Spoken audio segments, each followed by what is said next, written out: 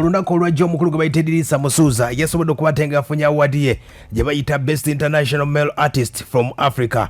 Bannaffe aba Hollywood African Prestige Awards basobodde okubatenga award eyo bagimutuusizzaako mu ggwanga Uganda olw'embeera nti COVID-19 yasobola okubatenga akwata wansi ne waggulu mu mbeera ya award. Eddy Kenzo yasobola okubatenga agenda mu America kubatenga afuna award eyo wabula yasobodde okubatenga nga award ye yatuuse mu ggwanga Uganda. Omukulu Eddy Musuuza bingi basobodde okubatenga ayitamu award nyingi zasobodde okubatenga afuna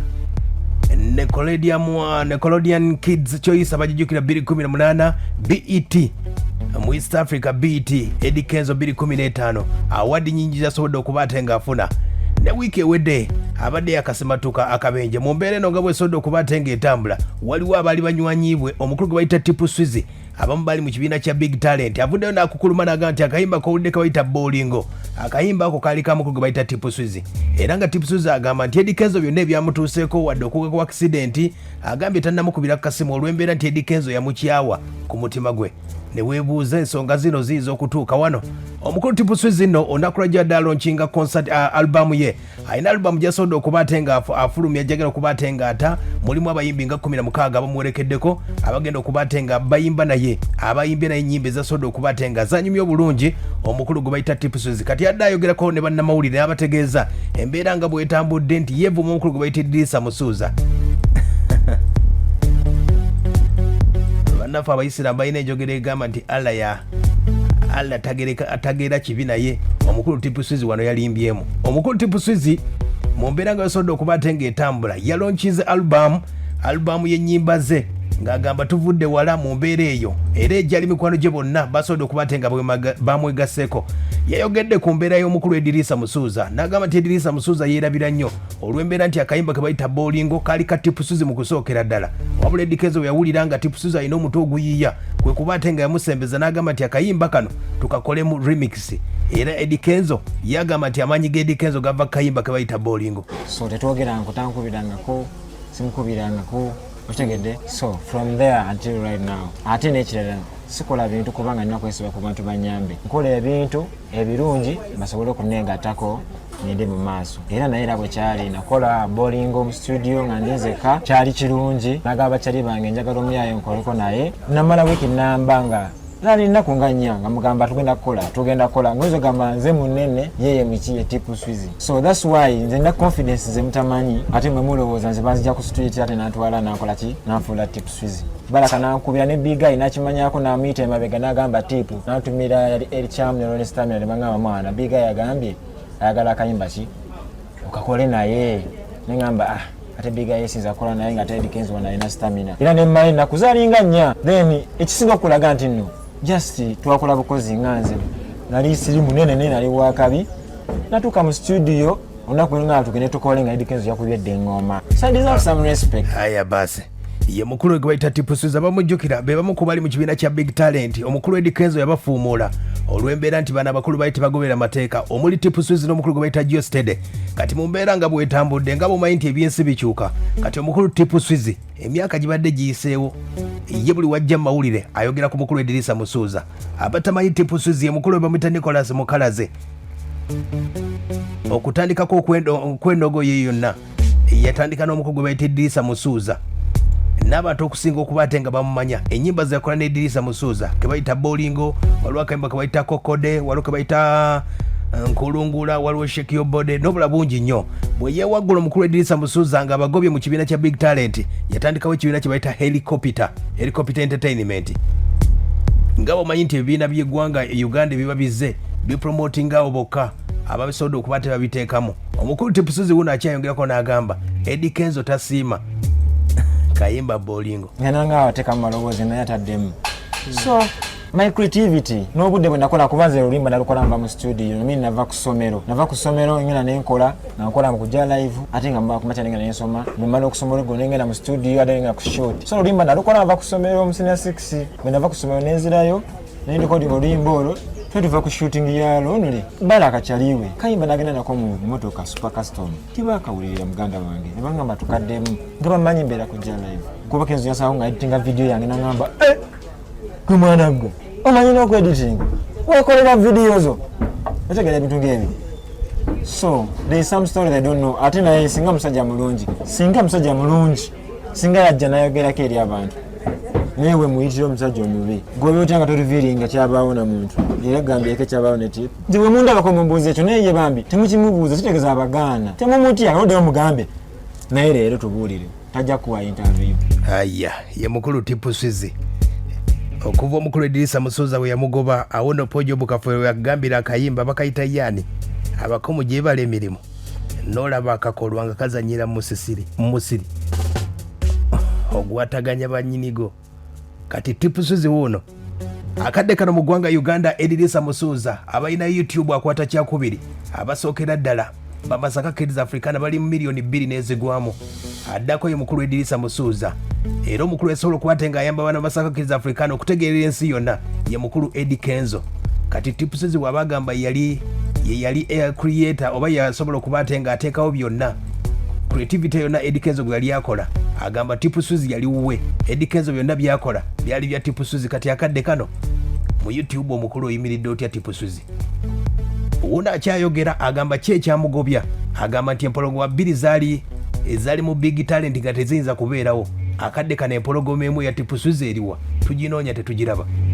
Wuno akyagamba ekyamugobya Nti yatuuka ekiseera nga ateze ndi creative nnyo empologoma ebbiri tesabeera wamu wenagiremesa oba buli munegera waayo creative nga nkola ebintu byange bingi naye ate nga mwebubiwaye you get it. So ndoza nalabaawo nga tonjafuna obuzibu na postinga nagamba kuva ne leero sikyakola naani negoma singa nze navaayo singa mwanvuma bitya olaba bajja banvuma kati nga teyeyange oba agamba sikyakola naye ekyasinga omunyiza kuba nali happy okuba nga sikyakola naye because I'm starting my own shit. Aya basi ya mukulu oyo yazze kulaunching album n'ebyo yasookeddemu okuba ate nga abategeeza temuyinza omulabira mu mbeera eyo gy'alimu endongo tevaayo.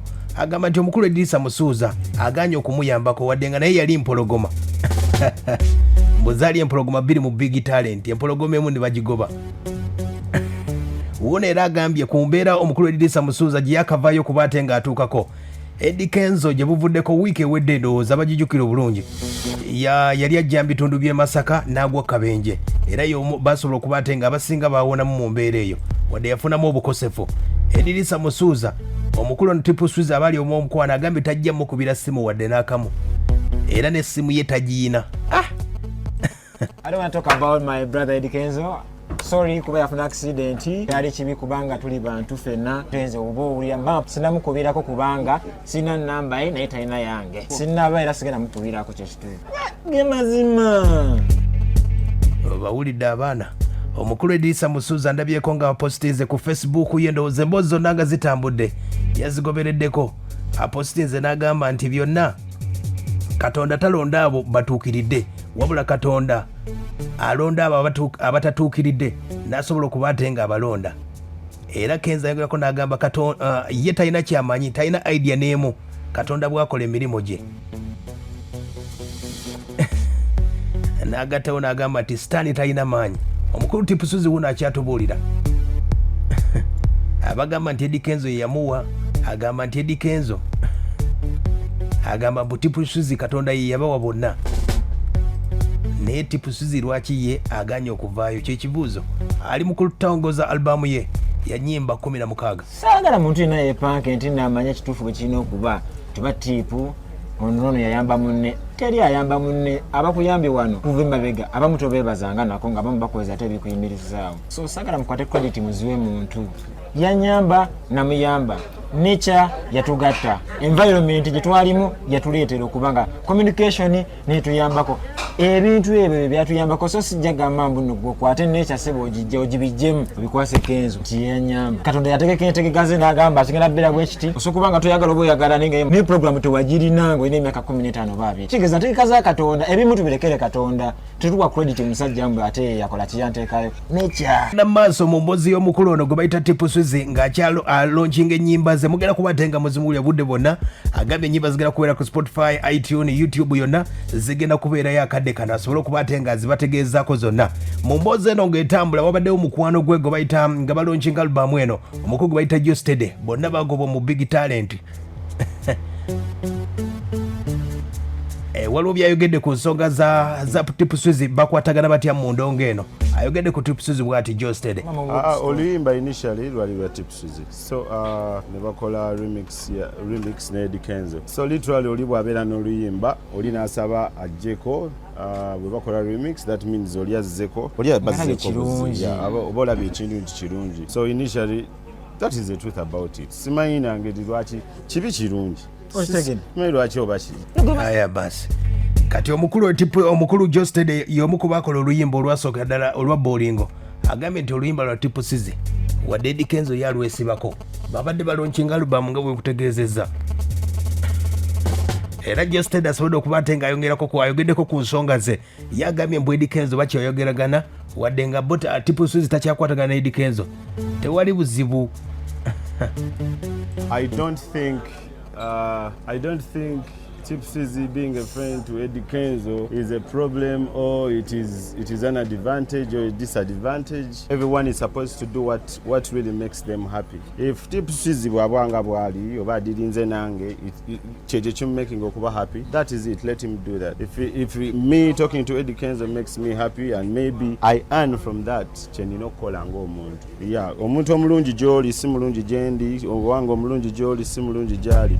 Be bakulu abe bagoba mu big talent. TIP SWIZZY ku nsonga ze za album nati okola ekyamanyi olina kwambukira ku munene nesobola okuba ate ng'otambuza album bagitegeere mpola mpola. Era omukulu Joe Steady ono nga munnaffe ono yakasiramu akadde kali bamuyita Hassan Kigozi lwakuba mwamumanyanga Joe Steady.